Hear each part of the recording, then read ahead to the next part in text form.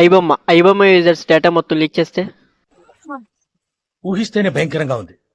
ఇంతకీ ఐబొమ్మ ఓనర్ ఎవరు? IBomma users data leak అయిందో లేదా అన్నది పూర్తి వీడియోలో అయితే చూడండి. వీడియోని అయితే ఎక్కడైతే స్కిప్ చేయకండి, లైక్ చేయండి, సబ్స్క్రైబ్ చేయండి. వీడియో అయితే స్టార్ట్ చేద్దాం. ఈ నిర్మాతలందరికీ వణుకు పుట్టిస్తున్న ఐబొమ్మ ఓనర్ అయితే ఈ రోజు అయితే పట్టుబడ్డాడు మామ.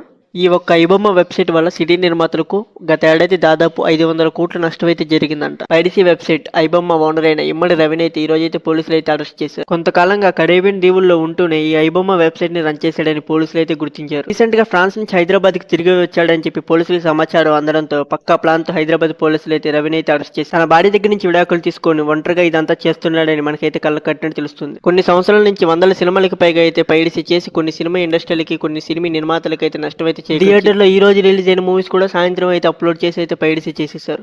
థియేటర్ మూవీసే కాకుండా ఓటీటీలో వచ్చిన ప్రతి మూవీ కూడా అయితే సినిమాని కెమెరాతో తీయడమే కాకుండా సినిమాకి సంబంధించిన సర్వర్లను హ్యాక్ చేసి ఈ రోజు రిలీజ్ అయిన మూవీస్ కూడా సాయంత్రానికి అయితే ఈ పైరసీ వెబ్సైట్ లో అయితే అప్లోడ్ చేసేసేవాళ్ళు. అసలు ఏమైందంటే పైరసీ వెబ్సైట్ ఐబొమ్మ ఓనర్ అయిన ఇమ్మడి రవి అయితే ఫ్రాన్స్ నుంచి హైదరాబాద్ తిరిగి వస్తుండే హైదరాబాద్ సైబర్ క్రైమ్ పోలీసులకి అయితే ఈ సమాచారం అందడంతో కుకట్పల్లిలో అయితే రవిని అయితే అరెస్ట్ చేయడం అయితే జరిగింది. ఈ పైరసీ వెబ్సైట్ ఐబొమ్మను కరేబియన్ దీవుల్లో ఉంటూనే రవి నిర్వహించాడని చెప్పి పోలీసులు అయితే చెప్పుకొచ్చాడు. అసలైన మ్యాటర్ ఏంటంటే నన్ను అయితే ఎప్పుడైతే అరెస్ట్ చేస్తారో అప్పుడు ఐబొమ్మ యూజర్ డేటా మొత్తం అయితే లీక్ చేస్తానని చెప్పి ఒక స్టేట్మెంట్ అయితే ఇచ్చాడు కదా.